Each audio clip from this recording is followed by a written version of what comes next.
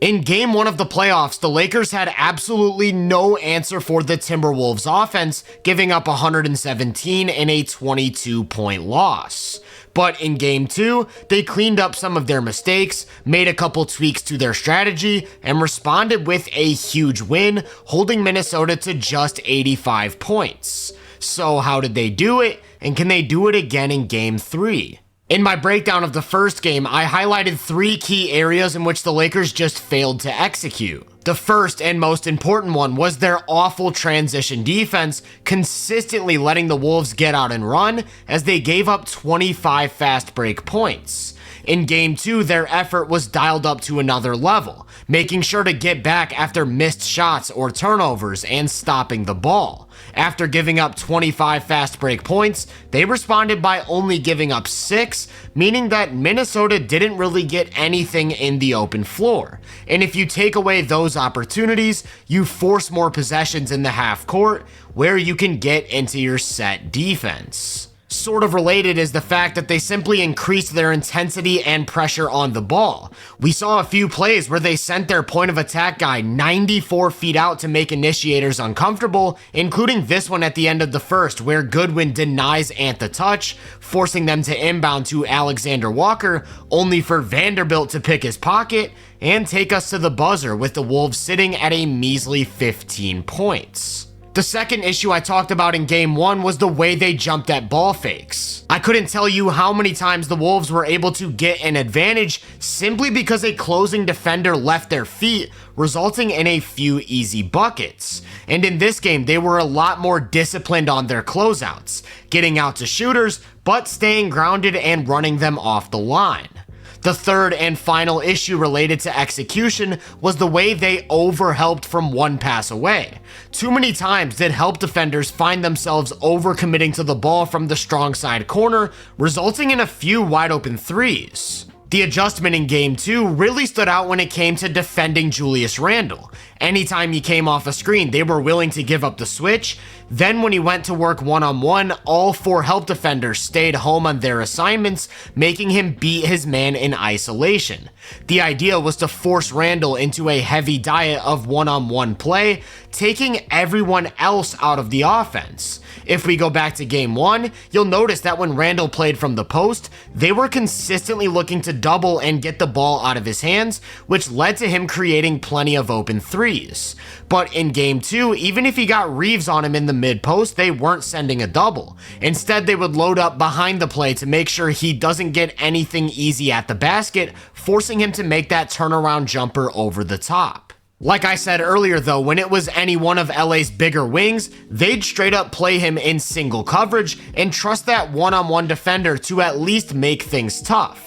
And the thing about a scorer of this caliber being played straight up is that he's gonna put a lot of points on the board, and he'll probably do so efficiently. He finished this one with 27 points on 64% true shooting while only turning the ball over once, but that's a lot easier to deal with and live with than letting them get open jumpers time and time again.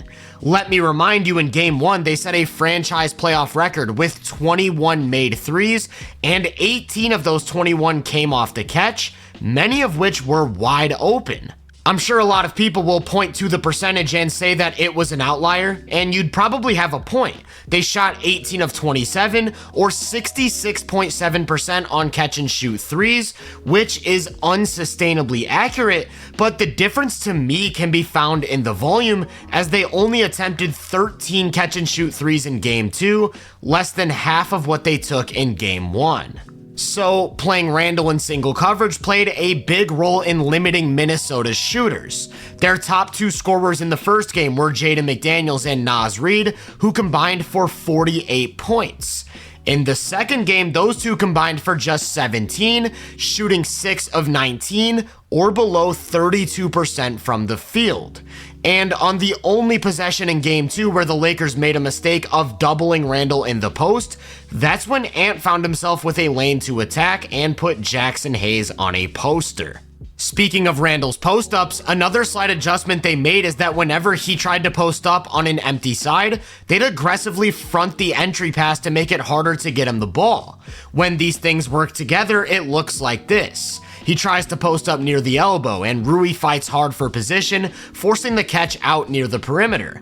Then nobody comes to help whatsoever, trusting Rui to play him one-on-one, and he uses his strength to keep him away from the basket, resulting in a really tough jumper. As far as adjustments go, I'd expect the Wolves to hunt for the Reeves switch as much as possible in Game 3, because the only time the Lakers sent a double at all was when he got deep into the paint against a guard, which then created more of those open threes.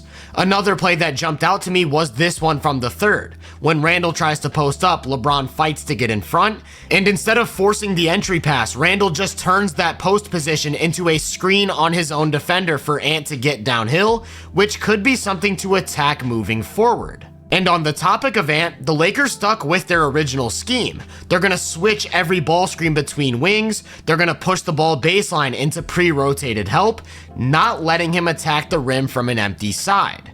Here's an example from the second half. When he backs it up to isolate Rui, he angles his body to shade the ball into Luka, who's just waiting to pick up, and with nowhere to go, the offense is forced to reset. There's basically nobody in the league who can stay in front of Ant one-on-one, and the idea behind this coverage is that if he wants to get to the rim, he'll have to beat two defenders on his way. If you remember, the adjustment Minnesota made in Game 1 was to start him from the top of the key and empty the wings, giving him the middle of the floor. That way he has space to attack, help has to come from the corners, and this also led to a ton of open threes. But in Game 2, they switched things up. When he starts to isolate from up top, Luka and LeBron are both going to step way up towards the ball and away from their matchups to sit in the gaps in a sort of zone look.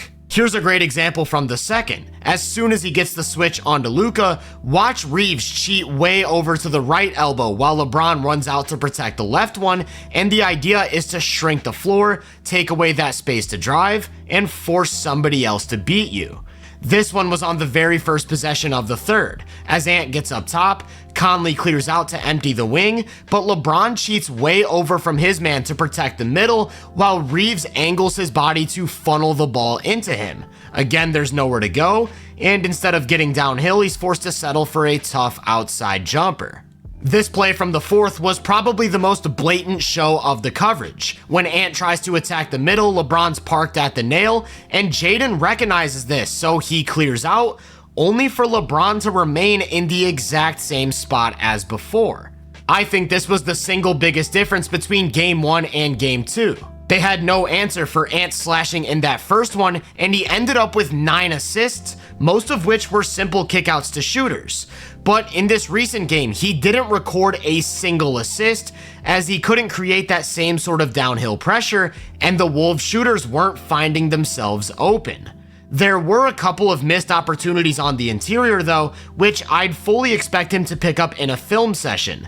Like on this play when he starts to isolate and the defense loads up, this is basically a free 2 points if he floats a good lob to Gobert, but he doesn't attempt it and instead finds himself fading into a tough mid-range jumper. And while we're talking about Rudy, I really liked how the Lakers handled his screens in this game. Against everyone else, they were switching, but against him specifically, they were hedging and having that second defender stay glued to the ball. That way, instead of letting Ant either walk into a pull-up three or get a switch that he wants, you're either forcing him to create a lane against two defenders, which is very tough to do, or you're forcing him to get rid of the ball early, to which they let Rudy catch it, making him make plays out of the short roll.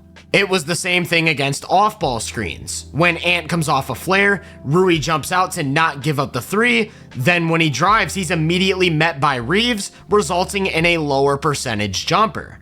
And this wasn't just the case with Rudy screening. They clearly made an effort to not switch off-ball screens, which is a pretty interesting wrinkle that I really wasn't expecting. That way, if the Wolves wanted to hunt for a mismatch away from the ball before setting up their offense, they'd just have that guy continue chasing, once again forcing the Wolves to look elsewhere. A combination of great game planning, amazing execution, and cold shooting led to an absolute defensive masterclass. In game 1, they had a scorching hot 134.5 offensive rating, which was the second highest of any game in the playoffs up to this point.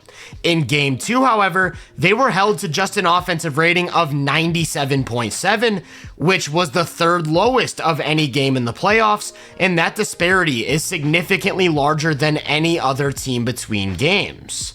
Whether or not the Wolves have a counter, we'll have to see, but if LA's defense can continue performing like this, things could start to look really scary for the Western Conference. If you enjoyed this breakdown, make sure to drop a like, subscribe, and turn my post notifications on to be first on more content. If you're interested in my more in-depth research, make sure to check out the Hoop Venue podcast and my social media profiles. You can find those links in the description. Feel free to let me know down in the comments what you thought of this game. As always, I hope you all have a great day, and I'll catch you guys in the next one.